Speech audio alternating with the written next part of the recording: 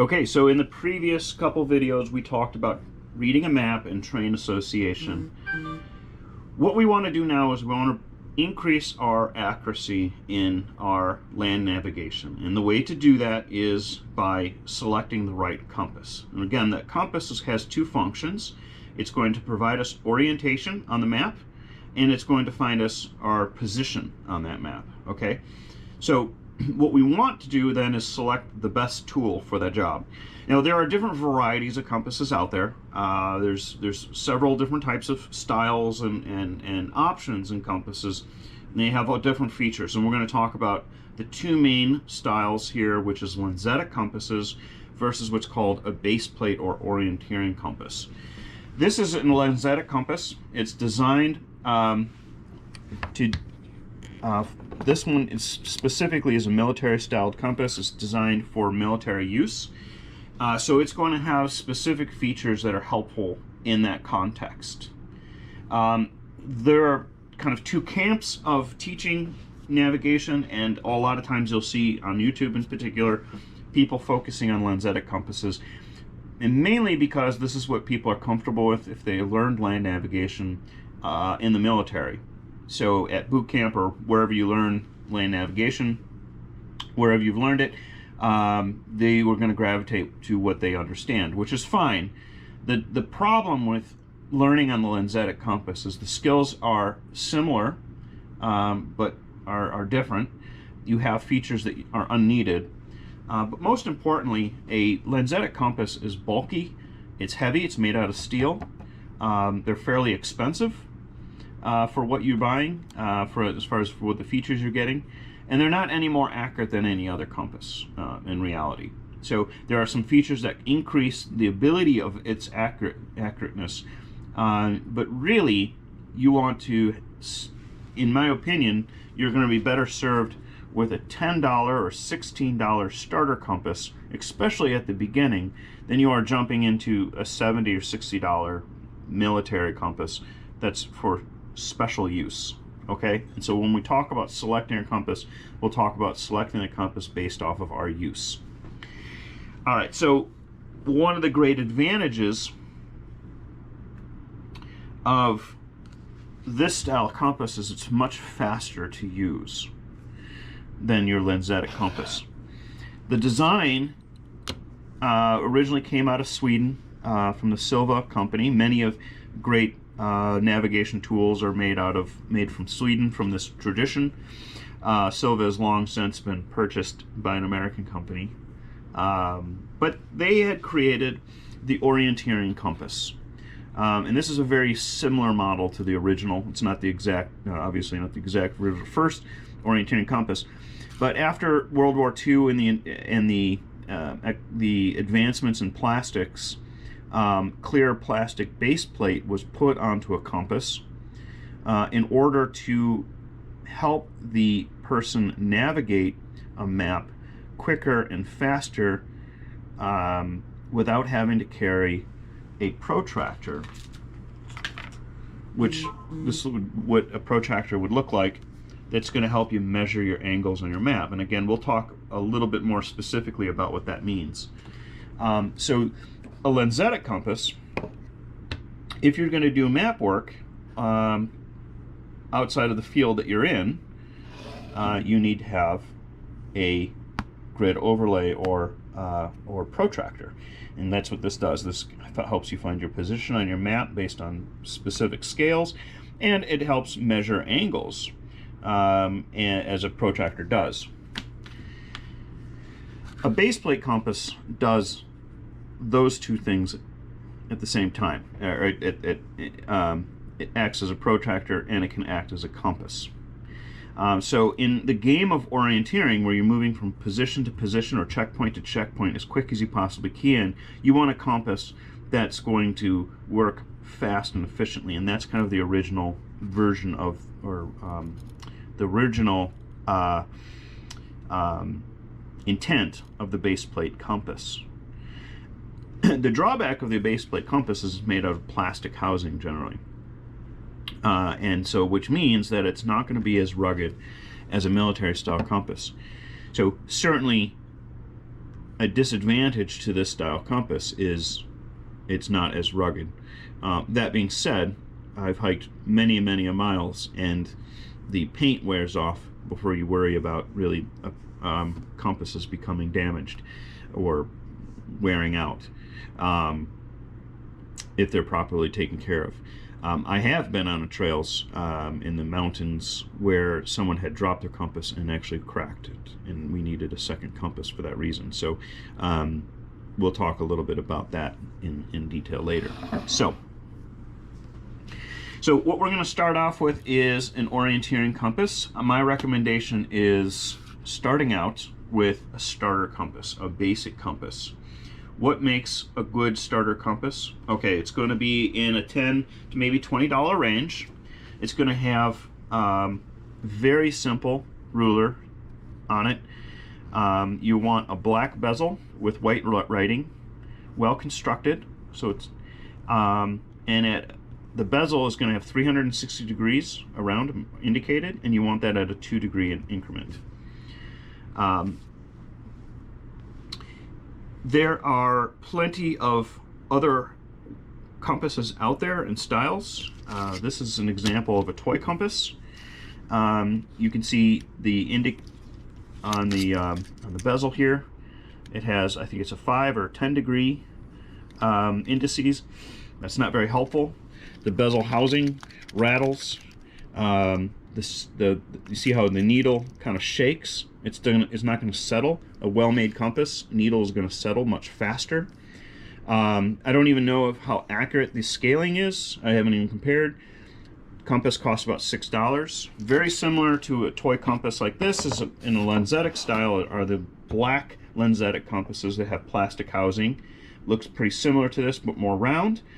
Again, that's a toy compass. Stay away from that. It's not going to help you.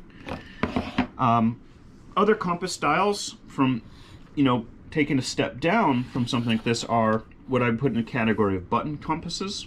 These are very unsophisticated compasses. Oftentimes they're not in liquid, so they're not going to settle very fast.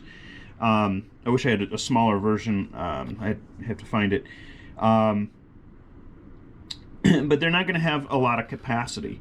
In between kind of an orienteering style compasses are this style compass, which has actually some indices on it, 5-degree indices on this one, also 5 degrees on here. Not super accurate, maybe as a quick backup, but where you're going to use a compass like this or a fisheye compass is to orient yourself quickly to your cardinal directions, north, south, east, west. I would argue that it's a little redundant to have two compasses like that. I would argue that a compass like this is going to be very limited in the ability to help you with land navigation outside of just orienting yourself. These are very popular compasses these days, but they're not a good backup for land navigation. They're good just for that quick orientation, which you can get from a $2 fisheye compass. Obviously, this is constructed a little bit better, and it's going to settle a lot faster, and it has some luminescence versus some of the cheaper compasses. So, okay. Then, aside from that, we have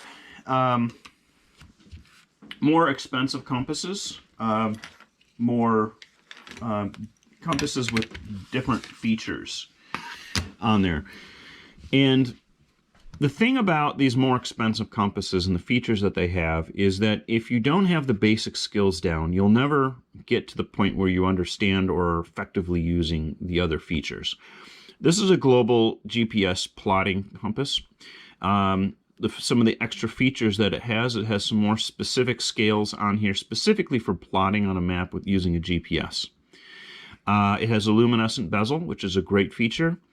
Inside the indices here, it has an adjustable declination, so I can take a tool and I can turn the tool so I can adjust the declination. We'll talk about that in a later video.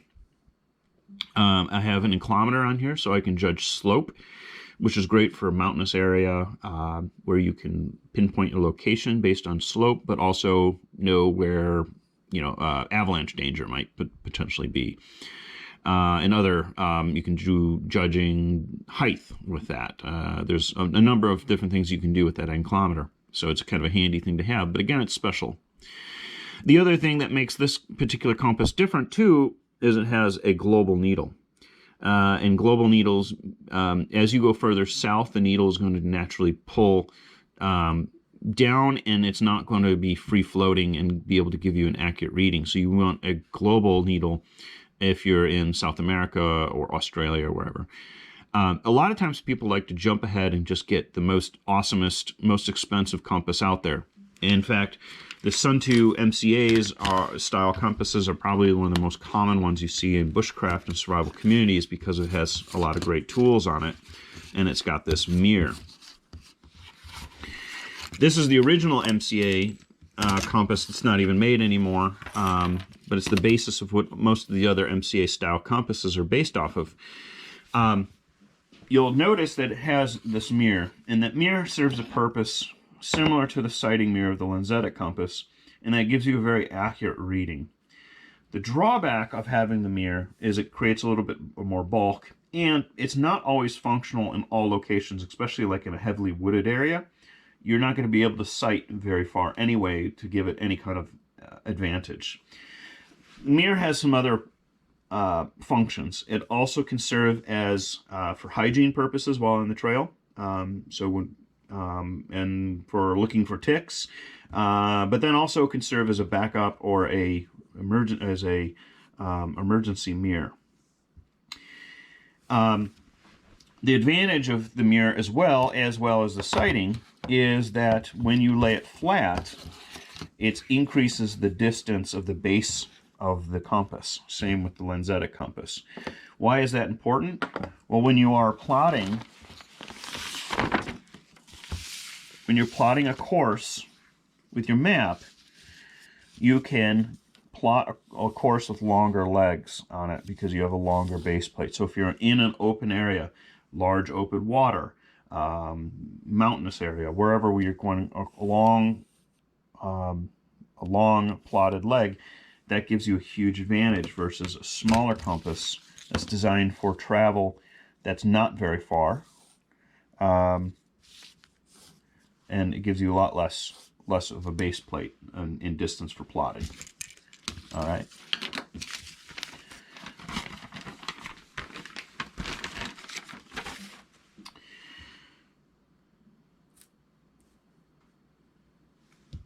Okay, so let's get to the features that I would look for in my most ideal compass. This might be probably pretty close to that. I like my personal is I like a generous base plate. So you can find some starter compasses with smaller base plates, or no base plate, or like this is a smaller base plate, or no base plate. I would stay away from those. I'd go for something with a decent base plate on here. The compromise between too big and, something like this, the problem with the base plate like this is it's much wider, it's bigger in your pocket, it's not going to be as comfortable, and I prefer to have a compass on my person at all times, so the compromise of having something smaller. Of course, if you have a mirror, you have the advantage of the big base plate, but then you can fold it up and it's not going to be too much in the way. So base plate's important. On the base plate, you're going to have different types of measurements, different types of scales and all that. That's where you're going to choose your compass based off of the maps that you use most likely. If you're starting out and you're not using a 7.5 minute map, then you don't need to have a map that has a lot of scaling on there, or even a magnifying glass, which I think is a great feature for wilderness travel. If you're just starting out and you're not using contour lines on your map, there's no need for a magnifying glass, and there's no need for any specialized scales. In fact, you want either centimeters or just your regular inches, standard inches, so that you can use that for plotting courses and figuring out where you're at. You have these two things, that's all you really need. Again, if we're going into wilderness use, then I would say you would need those features. The additional feature I would have for more wilderness context would be a luminescent bezel, which this compass does not have. If it had that, I would say it would be a near perfect compass for me. But it was cheaper to get it without the luminescence. Where the luminescence pays off, whether you have something like this or in your lensatic compass, is when you're in an emergency situation, when you're dead reckoning, when you can't see ahead of you because of maybe a snowstorm or fog, or emergency, you have to move through the night very quickly. Having that luminescent bezel is going to be super, super handy. It's going to be able to, you're going to be able to get to read your map, read your compass a lot faster. This style compass, the one reason why it's so expensive is because it has tritium in it, which is a radioactive material that glows all the time. This has to be recharged, so I have to shine a flashlight on this. So again, if you're in a military context, this might be great because you don't want to flash a flashlight on something just to give away your position, where that doesn't really matter too much with a compass like this. Okay. So our basic compass, this is the Sunto A10, a starter compass. Silva makes one. It does not matter brand-wise. It does not matter. You just want to have, you know, a good quality compass. It's going to be in that $10 to $16 range, probably not up to 20 bucks. If you want to spend a little bit more, kind of get a mediocre compass or a medium level compass, you know, something like this Sunto Smoke Jumper is fine. But again, you want the compass to be functional on the features of the map that you have available. So if you're not running contour lines very often, you're not doing specialized, you know, scales, then you don't need anything too robust.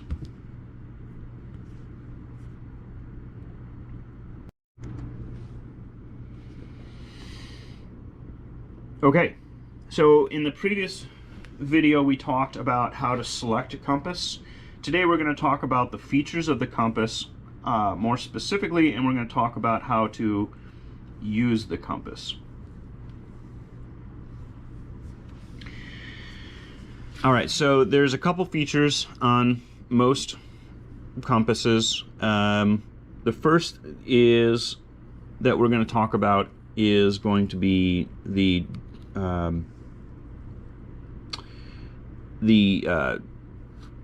needle. And basically this is going to be what you're going to be using to orient yourself quickly in your cardinal directions, to get your bearings, north, south, east, and west. Needles are almost always two colors, either red, sometimes orange, and black, sometimes white. The red is always, the needle is always going to be pointing to the north. All right, and we'll talk more specifically about what north means when we talk about declination, but this is always going to go north. So you don't have to look at the bezel, you don't have to look at anything else about the compass. You pull the compass out. Let's say you're walking in a park and you want to know if you're heading north, south, east, or west. All you have to do is pull out your compass, and it's always going to be pointing north. Now if you want to go a specific direction, you have a directional arrow right here. This is the direction of travel. And on the bezel, it's 360 degrees around. And we're going to ignore all these other indices. We're just going to look at north, south, east, and west. And so we can turn the bezel. Let's say if we want to head north, we put the N on this little hash mark, this white hash mark here. Line it up with that direction of travel. Okay? And then what we're going to do is we're just going to spin the housing or our bodies around until this needle lines up with this direction of travel. And then we're heading north. All right? And so we can always remember our directions. If this is north, west, east, and south, by never eat soggy wheat. Never eat soggy wheat. North, south, east, west. So we don't even have to turn the bezel if we don't want to. We just know that this is north. So if this is going to be north, then we'll be heading west. So north, never eat soggy wheat. Okay. Inside your bezel here, we have a couple tools. First, we have this orienteering arrow inside there, and where this plays a role is when we're shooting an azimuth and we're measuring an azimuth in the field. Okay, and we'll talk about that in just a second. When we get into declination, there's a difference between magnetic north and map north. So where the north that your needle is pointing to sometimes needs to be corrected. And so we have a scale on here that helps us with that. And then last, we have these meridian lines, which are these red lines that run parallel to our direction of travel.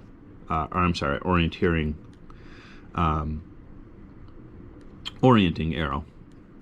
Okay? And then lastly, we have this bezel, again, with 360 degrees with 2-degree increments all around it. All right, and they're clearly north, south, east, and west is going to be clearly marked. So when we want to find that cardinal direction, we can basically just look at the compass and see the needle. Or, like I showed you in a second, a little bit ago, you can move that direction of travel arrow to line up with your needle. Or you can use your orienting needle, all right, we call that the shed, and you can put red thread in the shed. And that means putting red thread as the needle, lining that up with the orienteering needle, which lines up with your direction of travel. So I want to head east. So what I'm going to do is I'm going to turn my bezel to E to represent east. And then I'm going to put red thread in the shed. And so when I do that, that needle is always going to be pointing north. It's always going to stay in the same direction. East is going to be directly behind me. Now let's say I want to go west. Turn the bezel to W. Never eat soggy wheat. And then I'm going to turn the compass until red thread is in the shed. And now I'm going west. Okay? So you can use that direction of travel. I want to head west by putting your north into direction of travel and then just saying, okay, well, that's north very quickly. So you can glance at your compass without having to adjust it or knowing all these different indices or stuff. You just want to look at gross travel movements. So when we're looking at our map here, and someone tells you to go south on 5th Street, all right, then what you can do is you can take red thread in the shed and move them to the direction of arrow here, and then now you can quickly orient yourself based on the map. Okay, well, that's south, so I'm going to go here. All right, and now I know my direction of travel. Or if you want to be more precise, you take that direction of travel arrow, you move the S for south, and you line everything up. All right? And now you have oriented yourself to your map. And again, we'll talk more specifically about that later. And so what we have done when we've done that, when we find those cardinal directions, that north, south, east, west, we've just shot an azimuth. Okay? So that azimuth, remember from the previous movies, it means the way. So if we want to shoot an azimuth to north, I'm going to just turn my compass, and that direction of travel creates that imaginary line that I'm going to travel on. Now, why would we want to do that? Why would we want to walk an azimuth?